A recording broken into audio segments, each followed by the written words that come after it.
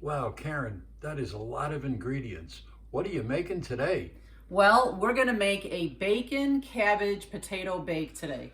Hi everybody, welcome to my kitchen. Welcome to Karen's Sizzle and Spice. Sometimes when I'm deciding what to cook for you guys each week, I just take a look in my pantry and in my refrigerator and see what I've got to put together. It's great to have a well-stocked pantry. This is what I'm gonna make today, what I'm gonna need. I'll need about 4 potatoes. I'm using red potatoes, but you can use any kind of potatoes that you have. Of course, I'm gonna need a head of cabbage. I'll be using a little bit of apple cider vinegar. I'm gonna need salt and pepper for this dish. I will need some panko breadcrumbs. I'm gonna use a little bit of parsley, a little bit of butter, you know me and butter. We're gonna use garlic and some onion. We're gonna use bacon, of course. Everybody loves bacon. I know Ed's a big fan, so am I. We're gonna use a little bit of heavy whipping cream. We're going to use some cheese, some white mild cheese, and I happen to have some Munster in my fridge, so that's what I'm gonna use. And we're gonna use a little bit of Dijon. I thought this would taste really good in this dish. So let's get this one started.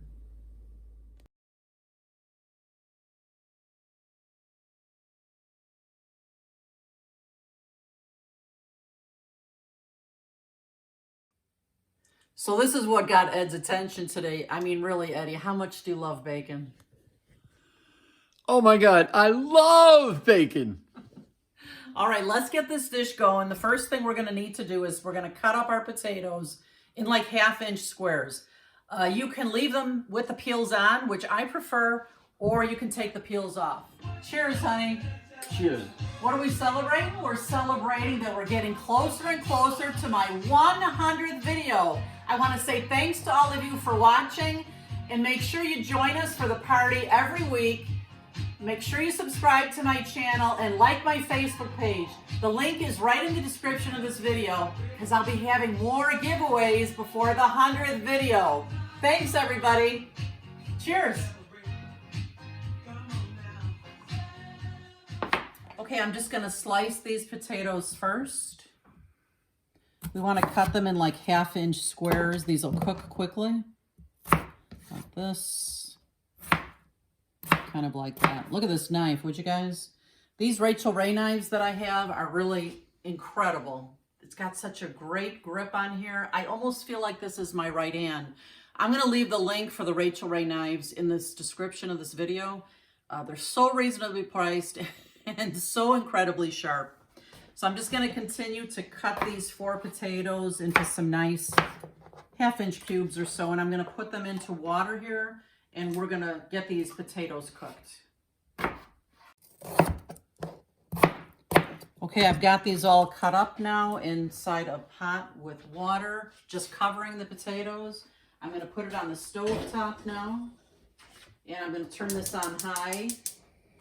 And as soon as that water's boiling, I'll turn it down to simmer, put a cap on the pot, and we'll let it simmer for 20 minutes or so until they're fork tender. While those potatoes are cooking, I'm gonna get the rest of my mise en place ready. First, I'm going to cut up my head of cabbage, and I'm just gonna cut it right down the center. Then I'll cut it in quarters. I'll take off the hard stems here. So we have like the nice flesh of the cabbage. And then we're just gonna cut these into slices like noodles. Just like this. Nice thin pieces like noodles. You see, I love this big cutting board. I can chop my ingredients. I got this huge pile of cabbage here, and I can just keep chopping. And then I'll be able to move this board right over to the stove top. I'm gonna cut my onions next. This is how I like to cut my onion. I think it's the easiest way to dice. Wow, they just splashed right on my mouth. Yummy onion. Stuff happens in the kitchen all the time, right, Eddie? That is for sure. Especially when I'm on camera. When I'm cooking by myself, nobody's watching, everything goes perfectly. But just wait till I got in front of the camera. Things go wrong all the time. But that's the part of the fun of it, yeah? You know what? I think this is my new favorite knife, Ed. Wow, better than the orange one? Absolutely. I love this thing. Wow. I love how big it is, and it's just so powerful, like my right hand. I love this thing. Karen, how come your eyes are not watering from the onions? You know what? There's a trick to that. If you leave your onions in the refrigerator, very seldom do I feel any burning in my eyes from the onions. So if they're refrigerated, you're not going to have that issue at all. Now that these are boiling, I'm just going to turn it down to a simmer. And we'll check these in about 15 minutes.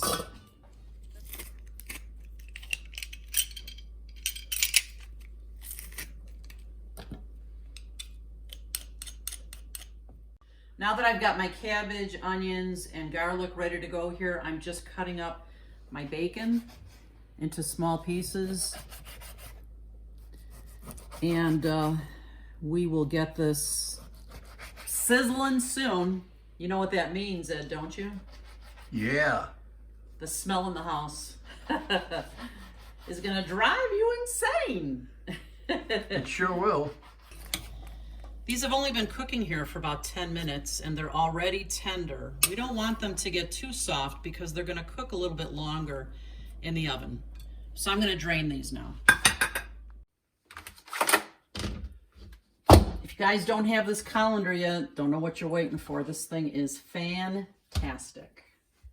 Just gonna drain the potatoes. We're ready for the bacon. Let's go. Let's see if we get a good sizzle here. Woo! Yeah. Nice. Turn that down just a little bit.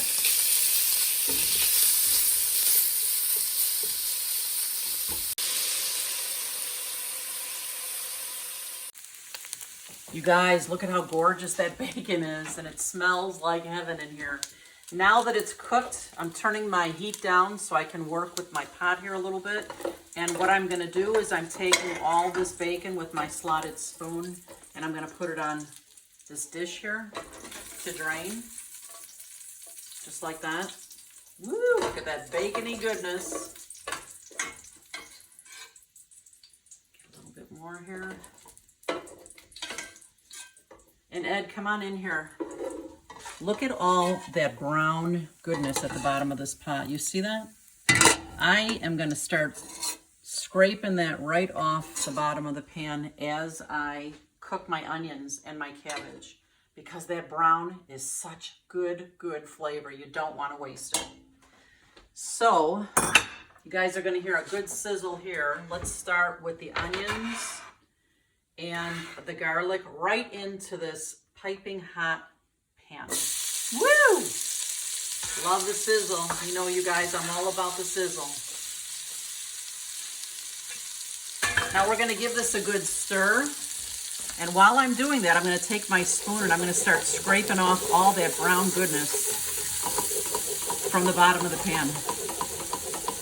And you'll see in a little bit, we're actually going to use some apple cider vinegar to take off more of that brown goodness from the bottom of the pan. Come over here once more, Ed. Look at how the onions are turning brown. This is exciting. The flavor that's developing in here, it's exciting. Look at this beautiful brown goodness here. Now that this has had just a couple of minutes to develop, I'm going to put my cabbage in now. All of it, and I know it looks like a lot, but you'll be surprised how much this is going to shrink. Here we go. And this is going to take a little while to cook. I'm just going to give it a good stir. And we want these vegetables to wilt down, especially this cabbage.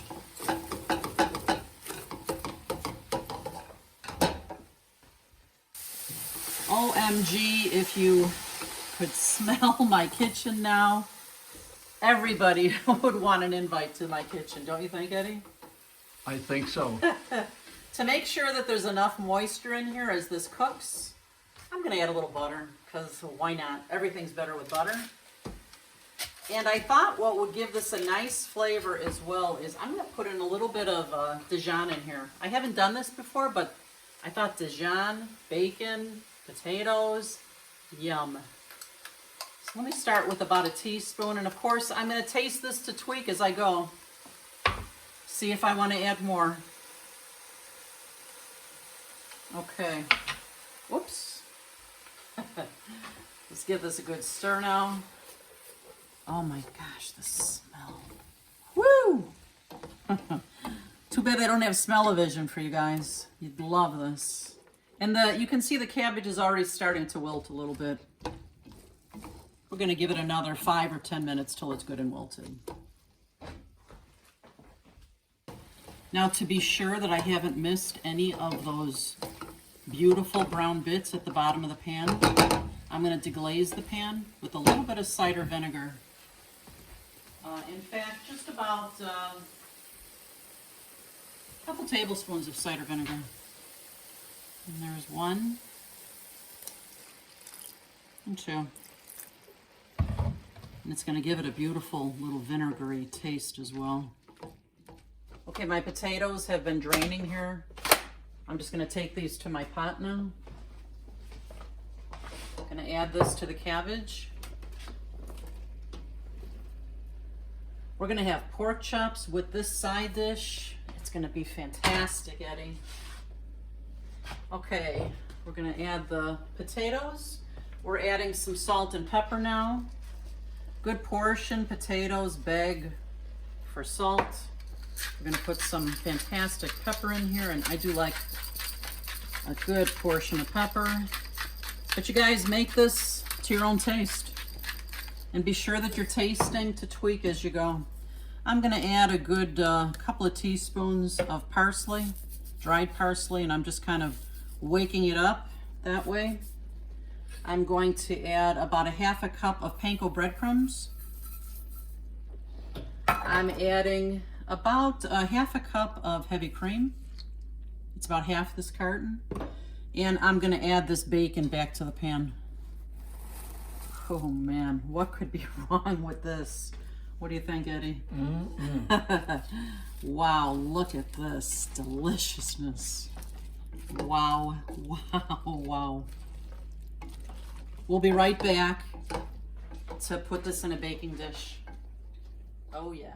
It's time to get this deliciousness in the oven. So I'm using my big casserole dish here, and I took a couple of tablespoons of butter and just melted it in the microwave. And I'm just going to spread this all over my dish here. We don't want that cabbage to burn. And there we go. And now we're gonna grab the pot, and I gotta tell you, OMG, this smells so good. I'm going to dump this whole thing right into my dish. Oh yeah, look at that goodness. Yum, yum. I'm even gonna use my spatula to get every bit out of my pot because I don't like to waste anything. Look at that goodness. Okay. Oh my goodness, the smell. What I want to do now is I just want to press this down in my dish a little bit here. Look at that, just like this. Press it down. This is going to be fantastic next to a pork chop, don't you think, Eddie? I can't wait. And then what I'm going to do is I'm just going to take my Munster cheese and layer it right on top here. Can always break it apart if I need to. Like I said, any kind of mild white cheese will work beautifully with this.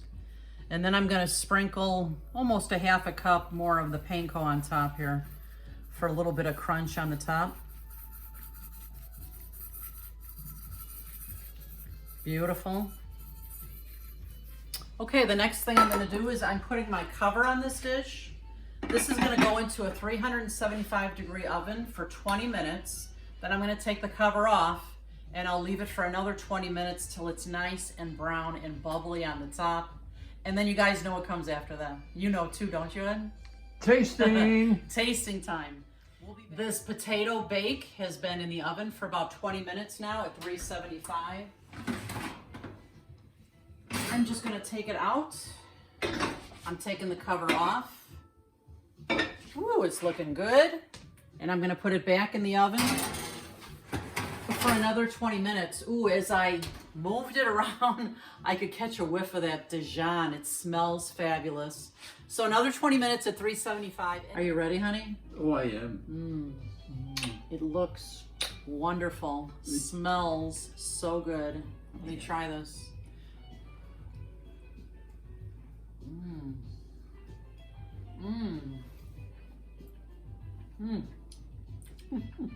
Wow, what a great combination of flavors. Really, that little bitty bit of mustard really makes a nice zing in your bite.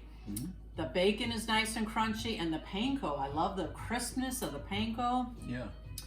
This one is delicious, you guys. I hope that you try this dish. I hope that you love it.